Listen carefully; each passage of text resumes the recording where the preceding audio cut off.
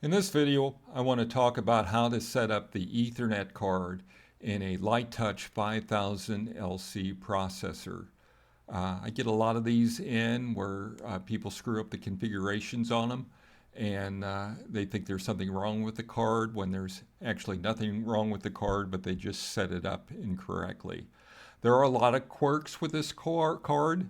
And one of the things you need to realize also is most of these systems are now, 20 years old. And these LiteTouch Ethernet cards, they actually use a Lantronix module in them. And I'll show you a picture of that here. This is a picture of a Ethernet card from the side here. This is this card here. Here's the Lantronix module. LiteTouch bought these modules from another company to get Ethernet on these cards. The thing is, though, is the older Lantronix modules, this is a new one, but the old ones, the web technology they used in it is 20 years old. And you'll find that modern web browsers will not work with these old Ethernet modules. So when you set up these older cards, you can't use a web browser to set them up. You need to use Telnet instead. You can put a newer Lantronix module in them, but I don't recommend doing that because there's a chance it could screw it up. And the old modules work fine as long as you use Telnet. Anyway, so that's what we're going to talk about in this video. So the first thing you need to do is you need to go to Lantronix website and you need to download their device installer. So let me bring up a web browser here. Now I'm doing all this from a virtual Windows 7 machine. And the reason why I'm doing that is because I run Linux as my host computer. And I'm using Windows 7 here. Basically, the only thing I use it for is to talk to LiteTouch systems. And so because of that, I use Windows 7 because I don't have to worry about all the updates that I have to do with Windows 10. I don't browse the internet with this computer. It's normally behind a firewall. And so I use Windows 7 to set up these LiteTouch systems. Plus, most of the software for these LiteTouch systems run best on Windows 7. So that's why I'm using Windows 7 here. So let's go ahead and bring our web browser back up here. And we're going to search for Lantronix.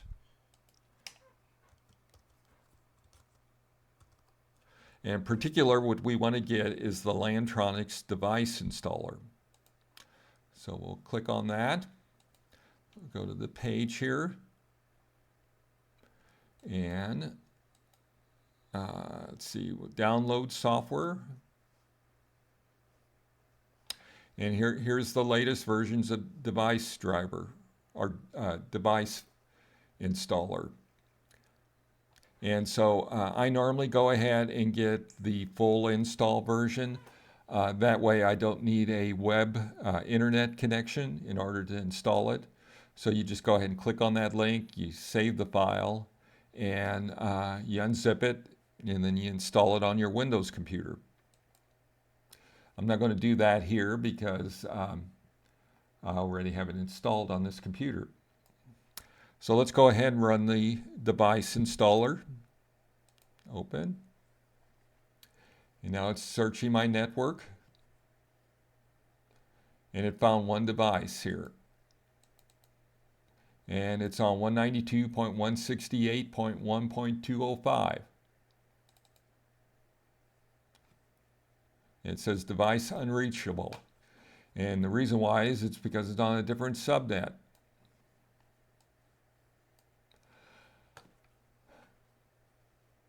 Because I am on the 10.7.15 subnet. So,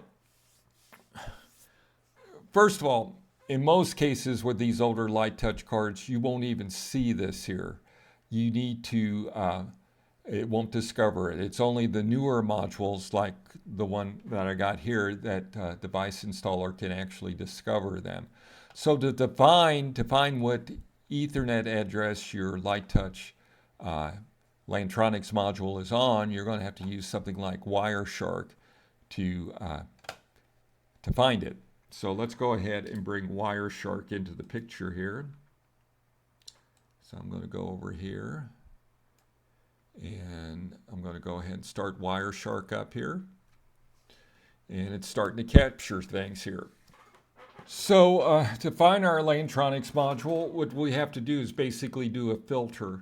And so we bring our picture of our Lantronix port in here. We can see it has a MAC address of 0080 A3 E5 8418, and yours is going to be different than this. So what you want to do is you want to add this filter here.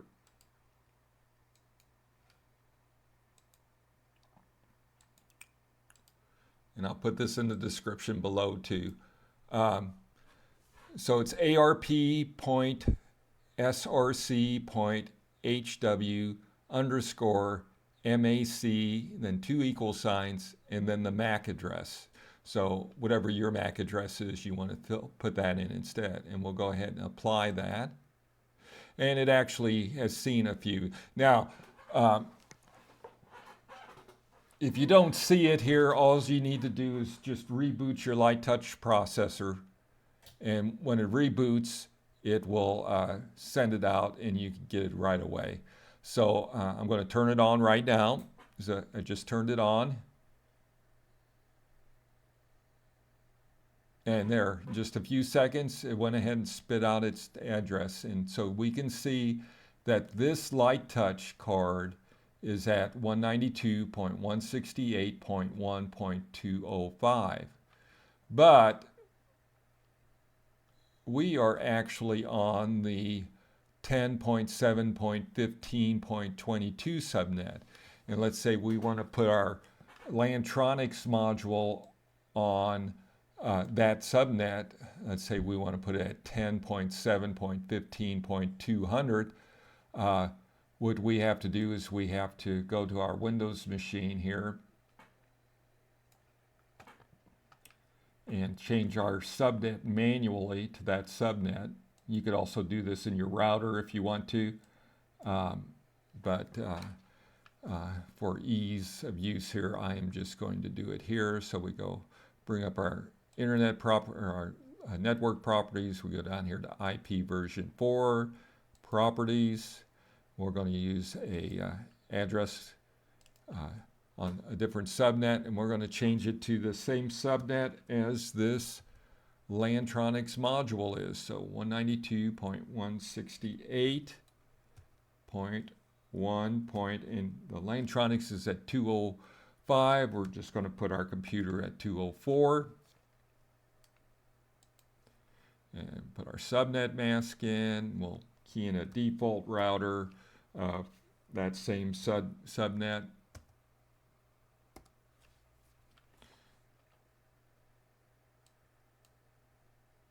Okay.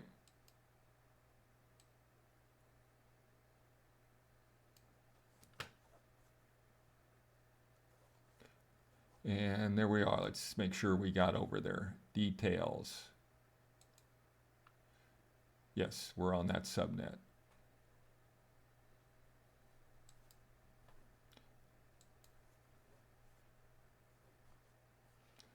So let's do another search here.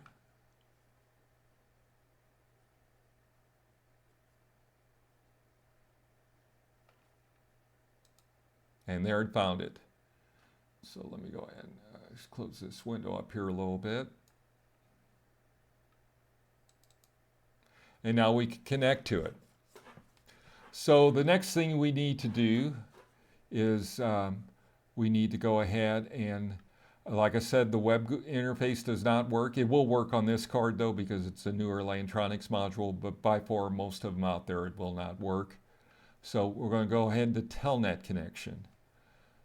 And we're going to say connect, and then very quickly we're going to hit the enter key on our keypad, and that will get us into our Telnet connection.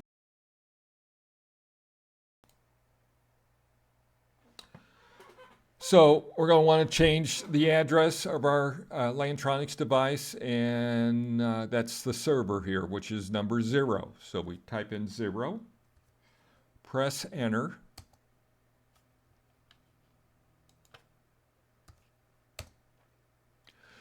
And we're going to key in our new address, and we're going to change it to 10.7.15.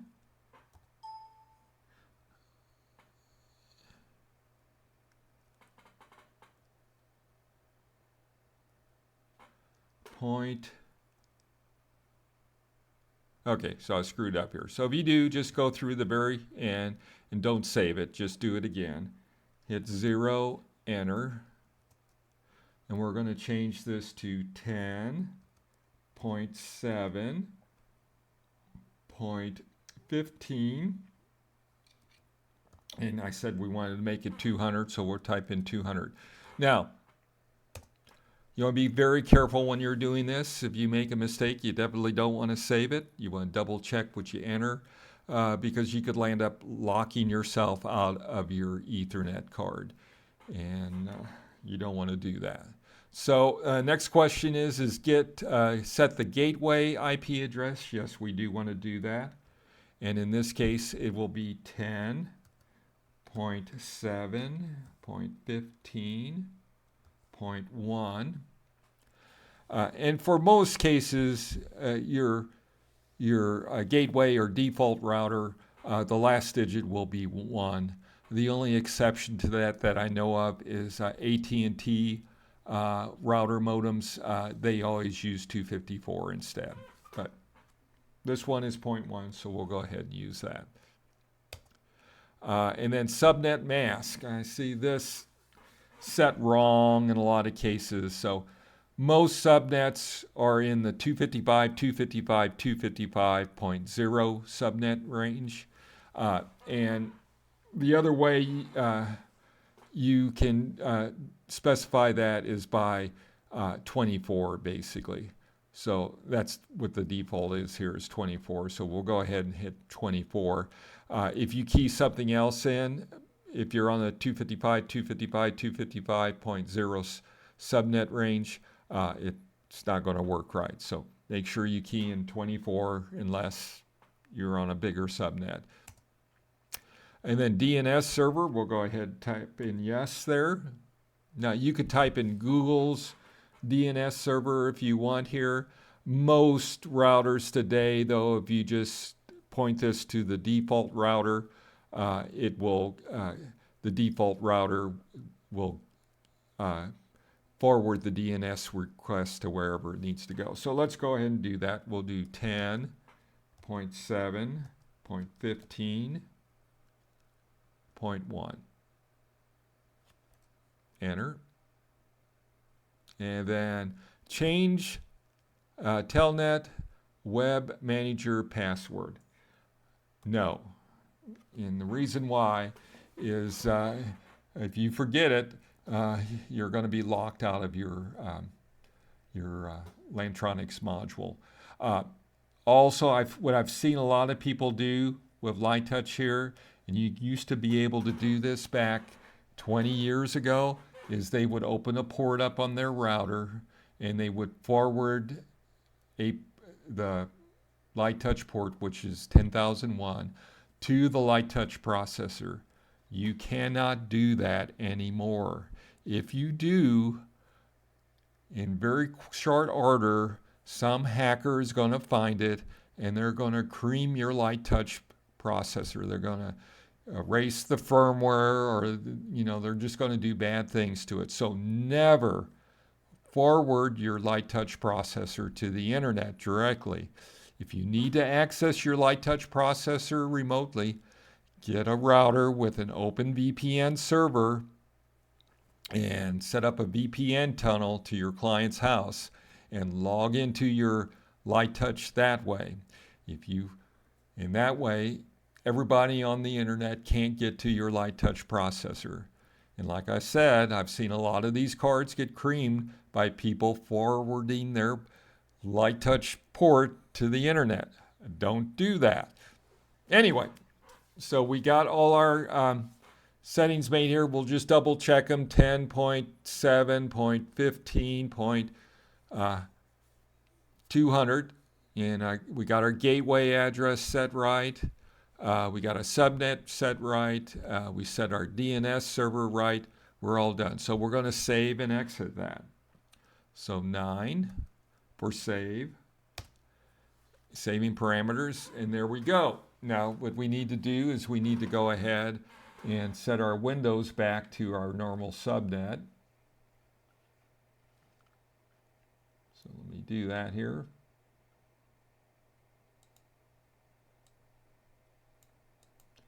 We'll go back over here. We'll go to local area network properties,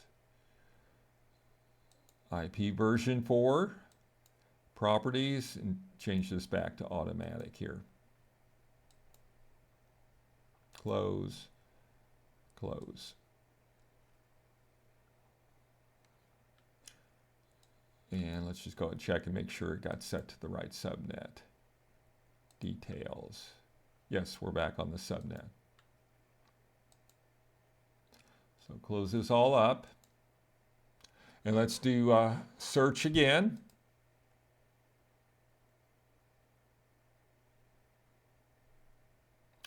And there we go. It's now on our same subnet. And now we should be able to connect to it on our normal subnet here. So we'll go ahead and double click on it. We're connected. Now, I've seen people screw the RS-232 ports up on these royally. So let me show you how to set this up properly. Again, we're going to do this through Telnet. We're going to connect, hit enter to connect.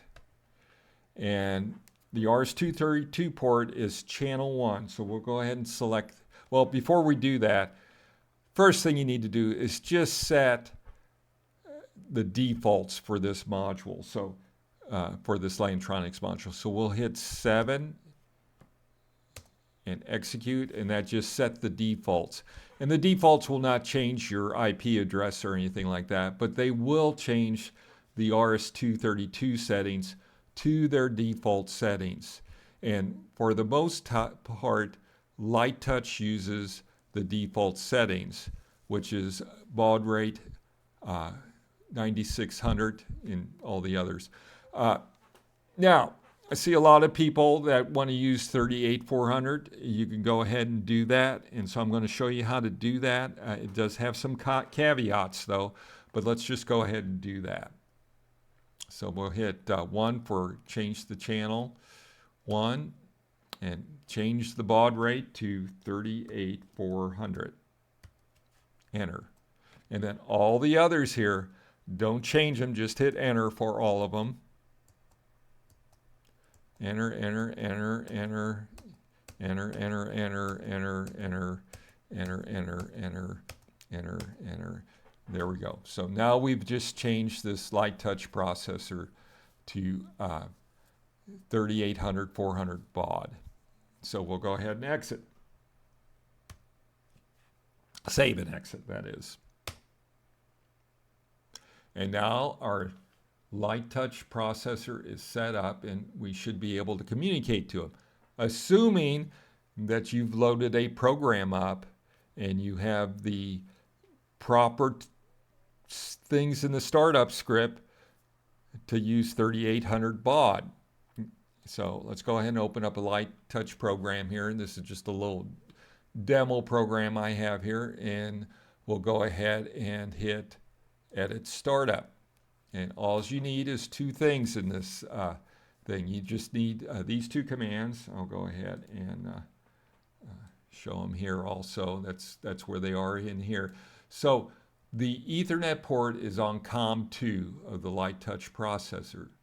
And so you're going to want to do this SendSerialIn parentheses COM2 and then all this stuff here. And the last term here is 38400, which is the baud rate. and then /R for a carriage return, and then another quote, and then a close parentheses. So that's all you do is you enter that in, and then you have to put this term command in. If you don't put that term command in, it won't work. Now, the other thing I see people do is they stick all kinds of other stuff in this startup script. And the thing you need to realize, if you're sending stuff out of COM2 in here, it's going to screw up your lightware program. In other words, if you try to download a program and then your program tries to send something out of that same COM port, it's going to fail. Likewise, if you have this connected to any home automation systems, let's say you got a Crestron system connected to the one of the COM ports on your 5000 LC, and it sends a command while you're downloading a program, it's going to bomb.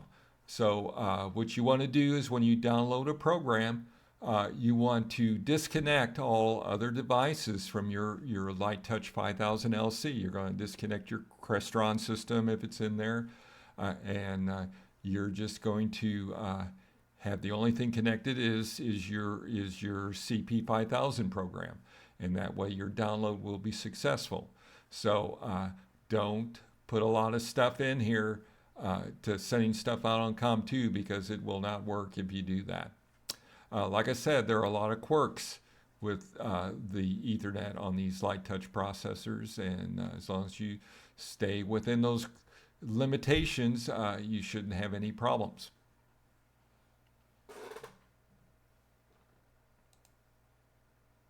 So let's go ahead and do that. Now, the next thing you need to do is you need to connect to your you need to go ahead and compile and download this. So we'll go ahead and export this to a 5000 LC program file. And right there, LC 5000 test program. We'll put it there. Go ahead and replace. So the next thing you need to do is you need to download this program, because since you downloaded since you changed the baud rate in the Lantronix module, you also need to change it in the Lightning processor. So we'll go ahead and open up our CP 5000 program. We'll go ahead and go to Setups. We'll select our COM port and the baud rate. You could either set 38400 or 9600. You could even do 19200, but most people just use 38400. So we'll go ahead and connect. And let's see if it connected. Yep, there it is. It found it. And so we're going to send our program to our LiteTouch processor. So we'll grab that program we just exported, download it.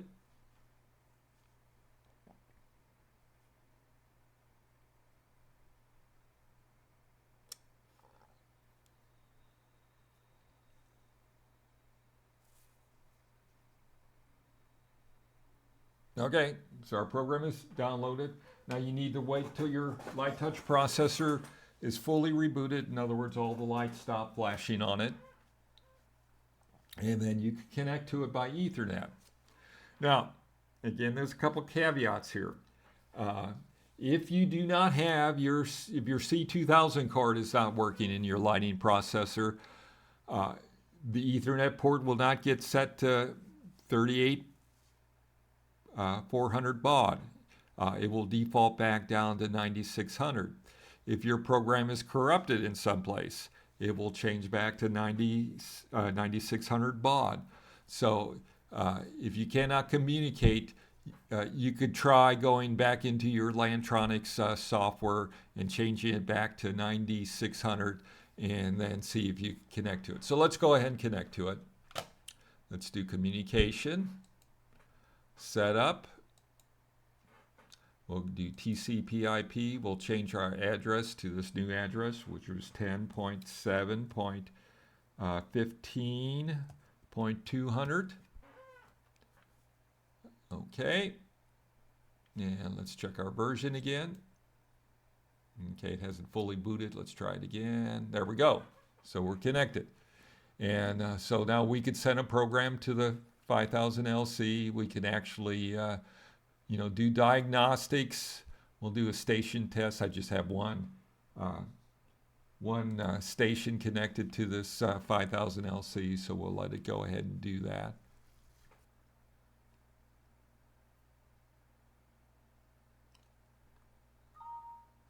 And there it found our keypad. So that's how you set up the Ethernet on your LiteTouch processor. Key things here is you use the Lantronix device installer to change the settings, and you use Telnet, not the web GUI.